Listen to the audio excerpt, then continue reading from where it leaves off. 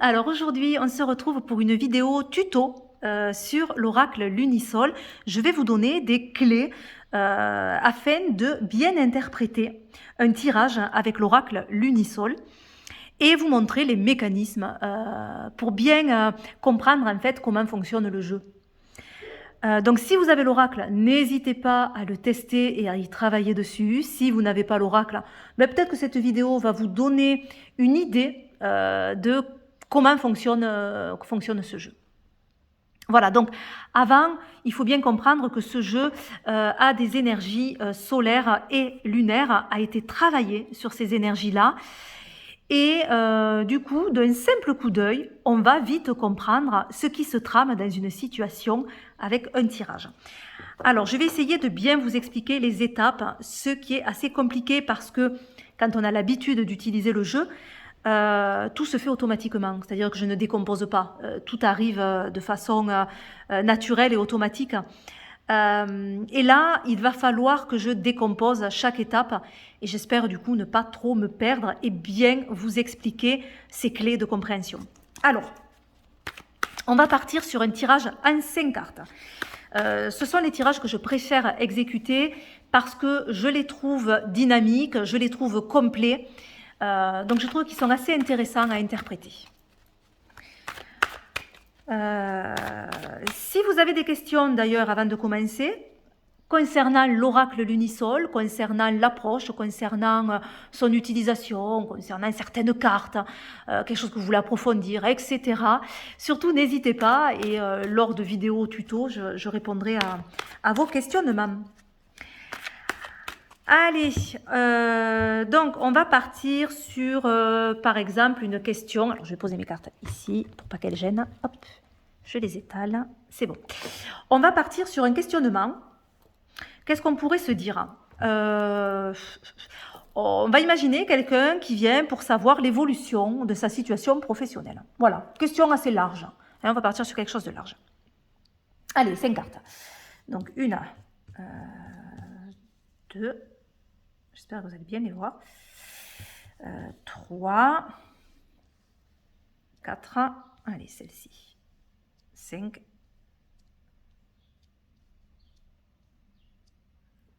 Voilà, j'espère qu'on les voit toutes. Alors, donc on a nos 5 cartes face à nous. Moi, c'est vrai que par habitude, je vais aller découvrir la carte qui est au centre du tirage, puisque c'est celle qui est majeure, c'est celle qui est centrale. Hein, elle a une signification importante. Donc, c'est souvent « Oh !» celle-ci que je vais découvrir. Alors, ce « Oh !» c'est parce que c'est une carte lunisolaire. Les cartes lunisolaires dans le jeu sont peu nombreuses. Elles amènent toujours une vibration très positive et elles amènent énormément d'équilibre. Donc, on est assez content quand on découvre une carte lunisolaire. Donc là, en plus, elle est centrale, elle est majeure, donc c'est très intéressant. Allez, on va découvrir les autres cartes. Ok. Ok. Ah, intéressant. Ok, alors, en premier lieu, quand on a découvert nos cartes, ce que l'on fait, et qui va nous donner énormément d'indications avant de commencer à interpréter vraiment la signification des cartes, on va interpréter juste l'énergie. Comme ça, au premier coup d'œil, qu'est-ce qu'il nous dit ce tirage dans ce questionnement? Est-ce qu'il y a une majorité de cartes lunaires? Et en l'occurrence, majorité de cartes lunaires, on pourrait nous dire, on imagine, hop, hop, ouais, voilà, mettons, hein, hop, de toute façon, j'en ai besoin que d'une de plus. Voilà, donc là, majorité de cartes lunaires dans le tirage et on va avoir quelque chose qui est plus introspectif, qui est plus une quête intérieure, qui est plus lent aussi comme tirage. Hein. C'est quelque chose qui est en préparation. Voilà, on a vraiment cette idée de quête intérieure, hein, d'action interne. Voilà, pour l'instant en tout cas. Si on a maintenant une majorité de cartes solaires, hop, comme ceci, on peut se dire qu'il y a quelque chose de très actif dans ce tirage. Quelque chose, il y a une quête vers l'extérieur. Il y a une énergie qui est beaucoup plus rapide. voilà, c'est quelque chose qui va s'ancrer, qui va se matérialiser. Vraiment, on a une expansion avec ces cartes solaires. Donc, on voit déjà en première énergie, est-ce que c'est lent, est-ce que c'est rapide, est-ce que c'est actif, est-ce que c'est plus introspectif? C'est une idée déjà qui est importante, ce ressenti-là. Juste en regardant, en fait, quelle est l'énergie principale, quelle est la domination dans ce tirage. Alors, si je reviens, hop, à mon tirage de base, ben là, on a quelque chose de très équilibré. On a autant de cartes lunaires d'un côté, 2 cartes lunaires, on a 2 cartes solaires de l'autre côté, et on a cette carte lunisolaire qui est centrale, qui amène un petit peu, c'est un peu la balance là, hein, c'est le cadre de la balance, qui est aussi très équilibré. Donc on a cette sensation d'équilibre dans ce tirage. Voilà, donc ça, c'est le premier angle de vue. Ensuite, on va regarder où sont positionnées ces cartes. Où sont positionnées les cartes lunaires, les cartes solaires ou cartes lunisolaires s'il y en a une. Ça va aussi avoir une importance, puisque dans un tirage en 5 cartes, on peut avoir une idée de passé, une idée de présent, une idée de futur. Alors, si on se focalise sur la carte lunisolaire, comme je vous dis, elle amène une énergie positive. Elle amène un équilibre. On va regarder où elle se situe. Si elle se situe sur l'axe du passé,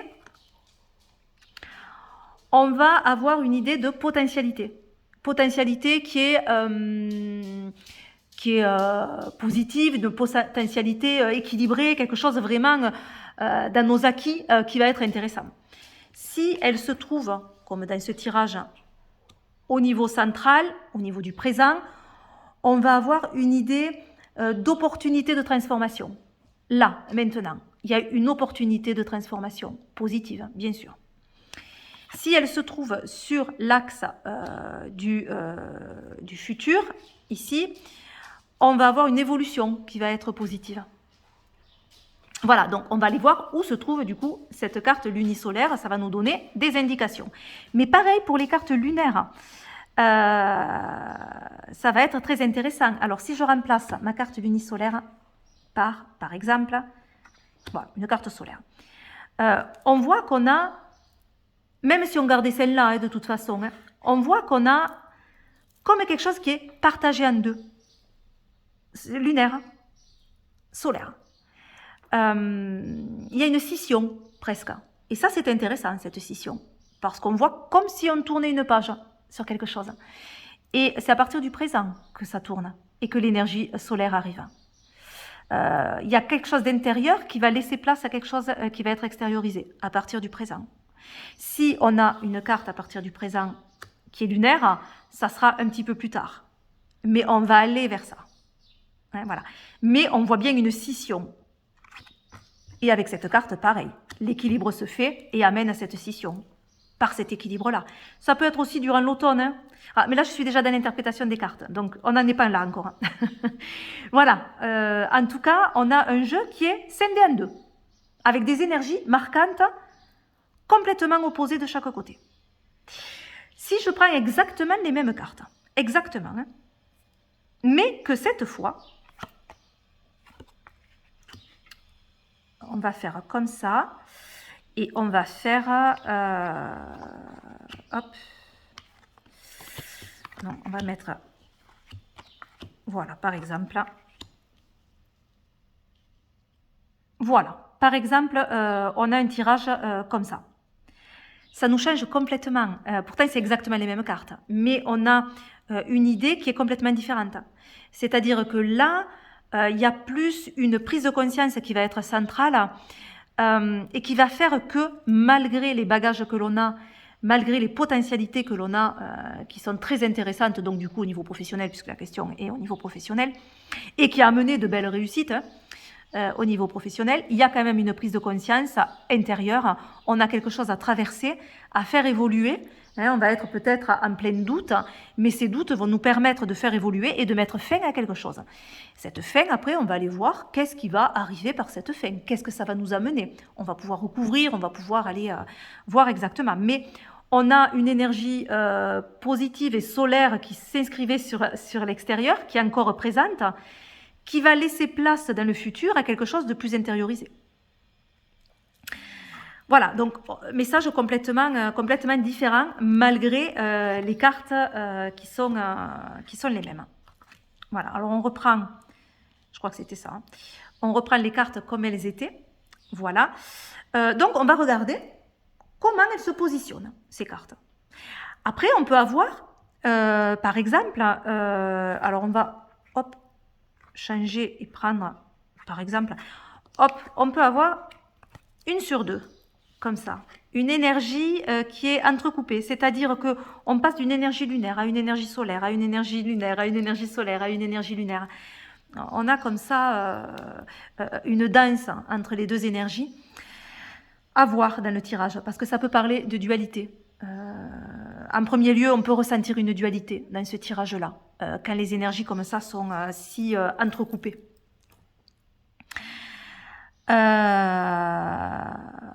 Maintenant, si centrale, hop, malgré les énergies entrecoupées, hop, là on va vraiment entrecouper, voilà. Malgré les énergies entrecoupées, on retrouve cette idée-là. Pour moi, là, on a moins sa dualité, on a plus l'équilibre. Elle change tout, celle-là, hein, avec cet équilibre. Hop, hop, on a quand même quelque chose de très équilibré au niveau des énergies. Et puis, on se retrouve avec 2 lunaires, 2 solaires. Donc là, de nouveau, on est équilibré. Et là, on a la dualité. Voilà, la différence. Alors, hop, je reviens sur mon tirage. Toi, tu n'y étais pas. Donc voilà, j'espère que je me fais bien comprendre. Donc, si je répète, première chose, on regarde l'énergie dominante. Est-ce qu'elle est équilibrée? Est-ce qu'elle est majoritairement solaire? Est-ce qu'elle est majoritairement lunaire? Voilà. Ensuite, oui, on va regarder où se trouvent ces énergies. Hein, où c'est qu'elles se positionnent. Est-ce qu'elles sont plus sur le côté du passé? Est-ce qu'elles sont plus sur le côté du futur? Là, c'est intéressant que les énergies lunaires de préparation, d'introspection soient plus sur le côté passé. Hein, on peut y voir des choses qui se sont préparées dans le passé, avec une fin, voilà. Mais, alors là, je suis dans l'interprétation, donc je vais arrêter. Et hop, changement, équilibre se fait et l'action se déroule sur le futur. On a réellement quelque chose qui se met en place. Donc déjà, moi, sans analyser les cartes, pour moi, sur l'évolution professionnelle, elle est vraiment positive. Il y a quelque chose qui va s'ancrer sur l'extérieur.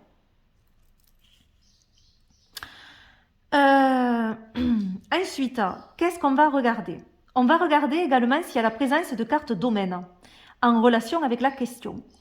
Parce qu'elles peuvent amener un message important. C'est un petit peu comme dans le Petit Lenormand, quand vous trouvez une carte qui se retrouve dans sa case. Hein, on va la prendre encore plus en considération. Mais là, c'est un petit peu pareil. On est dans le domaine professionnel. Donc, si on a la carte du travail, alors je ne sais pas où elle est, on va la trouver. Tac, tac, tac, évidemment, elle est là. Voilà, si on a la carte du travail, elle va avoir une connotation importante dans le tirage, ce travail. Et on va regarder là aussi cette carte domaine, où elle se trouve, parce qu'elle va aussi nous donner des indications, si elle se trouve sur l'axe du passé, si elle se trouve sur l'axe du présent, ou sur l'axe du futur. Voilà, les potentialités, le changement imminent avec les opportunités de changement et l'évolution future. Voilà, donc le travail a quelque chose de très important quand en plus il sort. Voilà, et si on avait une question de l'amour, sur l'amour, forcément, si la carte de l'amour sort dans le tirage, ben voilà, c'est marquant, et etc. Hein, voilà. Ensuite, qu'est-ce qu'on regarde? Oui, il peut y avoir aussi la femme ou l'homme qui sortent. Alors, si vous êtes une femme et qu'il y a la carte de la femme qui sort, ça aussi, c'est assez important parce que cela peut parler de quelque chose de comment dire, où vous avez une part importante dans cette situation-là, une implication. L'implication est importante au niveau du travail. C'est grâce à vous, c'est grâce à, voilà, vous avez une part importante dans cette question-là et une grande implication. Maintenant, attention, puisque la carte de la femme peut aussi représenter un personnage extérieur et une aide.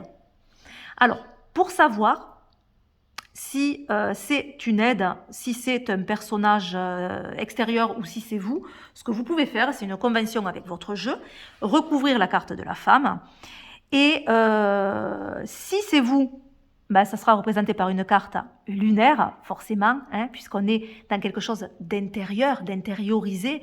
Donc forcément, si hop, on recouvre par une carte lunaire, on va dire, bon ben là c'est vous, c'est vous.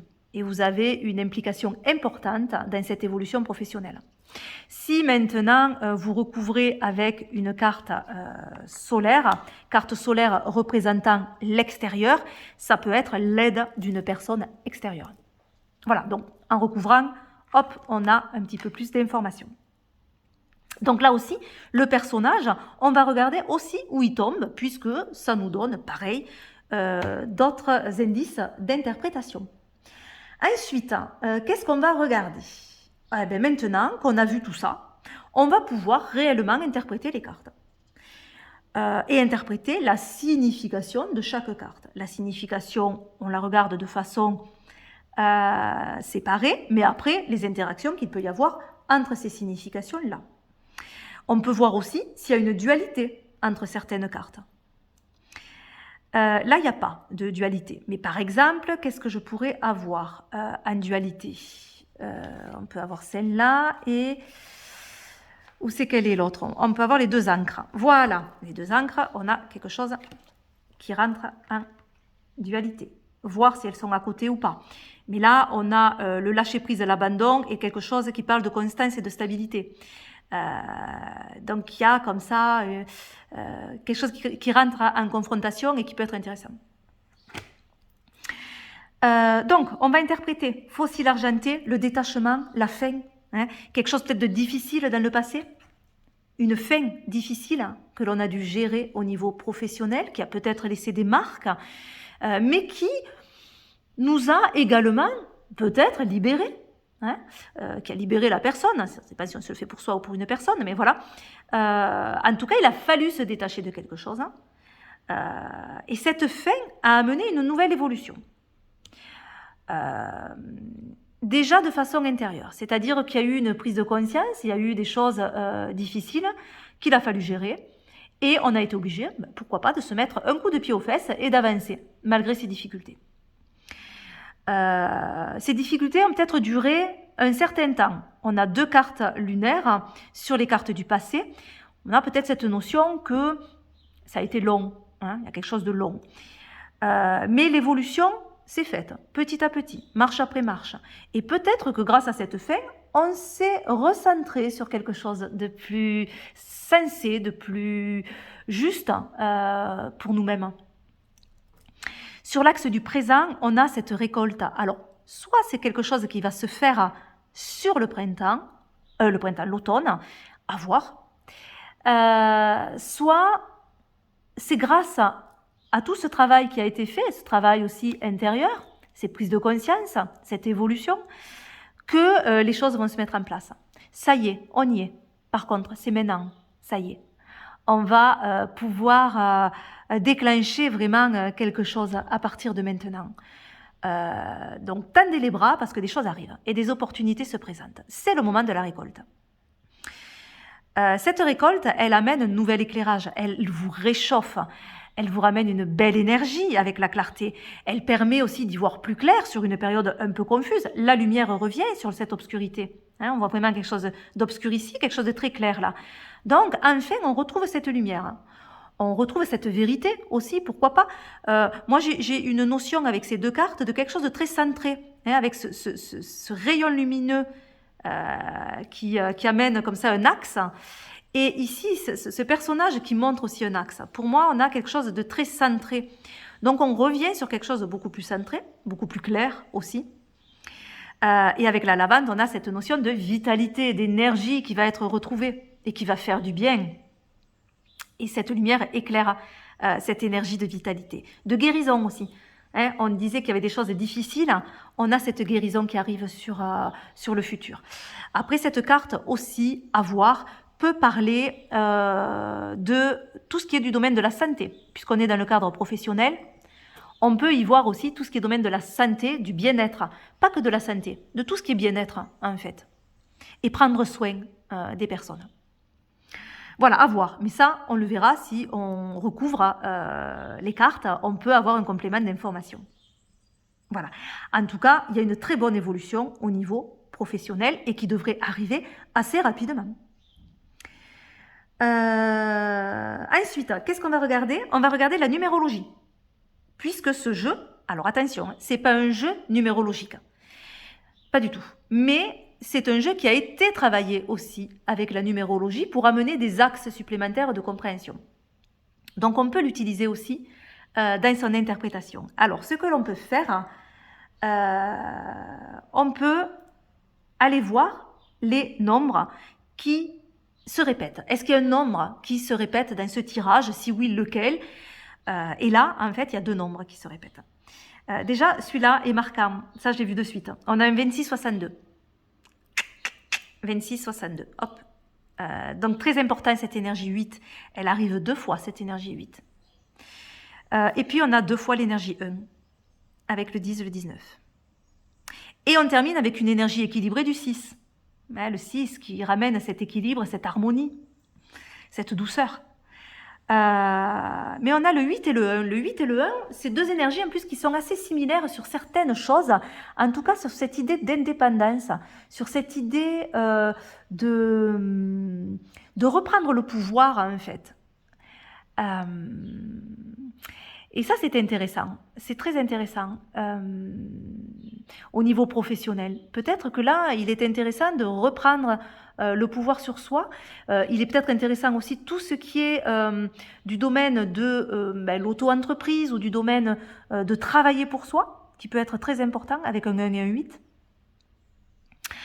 Et de reprendre le contrôle en fait, hein. Il y a une certaine maîtrise. Le 8 aussi est intéressant financièrement. Il peut y avoir eu des difficultés financières qui vont se stabiliser, puisqu'avec le 6, on retrouve cette harmonie. Et si on parle d'harmonie du 8, on pourrait dire une harmonie financière. Et une harmonie aussi dans le sens où on retrouve confiance en soi avec le 1. Donc ça peut être intéressant. Vous voyez, on peut essayer d'aller voir qu'est-ce qui est dominant en numérologie aussi, si ça vous parle. On peut également calculer le nombre secret. Alors, pour calculer le nombre secret, on ajoute toutes les cartes. On peut le faire de différentes façons. Moi, j'aime bien le faire des deux façons, et pourquoi pas, ça peut nous donner un angle de vue différent. Alors, voyons. J'ai pas la calculatrice, là? Non. Bon, c'est pas grave. On va se prendre une feuille et on va se le calculer comme une grande. Donc, on va se prendre, hop, toutes les cartes. Voilà. Donc, on va mettre 26 plus 10 plus 62 plus 19, plus 51, et on calcule 9, 10, 16, 17, 18, on retient 1, ça fait 6, et 6, 12, 13, 14, 15, 16. Voilà, donc on se retrouve avec un 168. 168, ça devient 1 plus 6 plus 8. Ça fait 6 plus 1, 7, plus 8, 15. Voilà, donc la carte secrète est le 15. Et on peut le calculer, on ira voir. 15, je sais déjà que c'est le tournesol, qui est très intéressant d'ailleurs parce qu'on a cette idée de fascination. On a cette idée aussi avec le tournesol. Alors, c'est qu'elle est là. Voilà, avec cette carte 15 qui est la carte cachée, on peut se dire qu'il faut garder à l'esprit son objectif et ne pas le perdre de vue, parce que ça va être important. Ce tournesol, il suit le soleil toute la journée, la direction, et il garde ce cap. Donc ça peut être cette idée de garder le cap et de rester focus sur son projet, sur son envie, sur son idée, pour vraiment arriver à le matérialiser, puisqu'on a quelque chose qui se matérialise. Mais il faut rester focus sur ce que l'on souhaite. Voilà. Ça peut parler aussi de choses qui tournent en boucle, d'obsession aussi, cette carte. Et ensuite, on peut calculer également en 7 fois réduisant toutes les cartes. C'est-à-dire 26, c'est 8. 10, c'est 1. 8, 1 et 6. Donc, à ce moment-là, on a 10, 18, 22, 23, 24. On se retrouve avec la carte 24, qui est la carte des influences et des doutes. Alors, où est-elle, hein? Tac, là, voilà. Voilà, nos deux cartes cachées, qui sont très intéressantes à étudier ensemble, parce que, oui, il faut rester focus sur son projet, sur son idée, malgré les doutes qu'il peut y avoir, malgré ces influences extérieures qui font qu'on ne sait plus trop où on en est, ça nous fait douter, ça nous fait peur. Il faut rester droit, il ne faut pas se laisser envahir par ces doutes-là, parce que son projet vaut la peine d'être matérialisé. Donc il faut calmer ses doutes et rester focus. Voilà les cartes cachées, ce qu'elles peuvent amener comme complément d'information sur le tirage. Voilà ce que je crois que j'ai fait le tour de comment on peut amener à interpréter un tirage de façon facile avec le lunisol. Donc pour résumer, en premier, quelle est l'énergie dominante, lunaire, solaire, ou est-ce que c'est un parfait équilibre entre les deux, comme là. Ensuite, deuxièmement, on va regarder où se situent les cartes. Où est plus l'énergie lunaire? Où est plus l'énergie solaire? Est-ce que c'est dans le passé? Est-ce que c'est dans le futur? Est-ce que c'est dans le présent? Est-ce que c'est séparé comme ça et ça amène une certaine dualité? Voilà, on va essayer de regarder où elles sont positionnées, ces énergies. Ensuite, on va aller voir s'il y a une carte lunisolaire, parce qu'elle ramène l'équilibre, on est content de la voir. Pareil, où elle se situe. Très intéressant.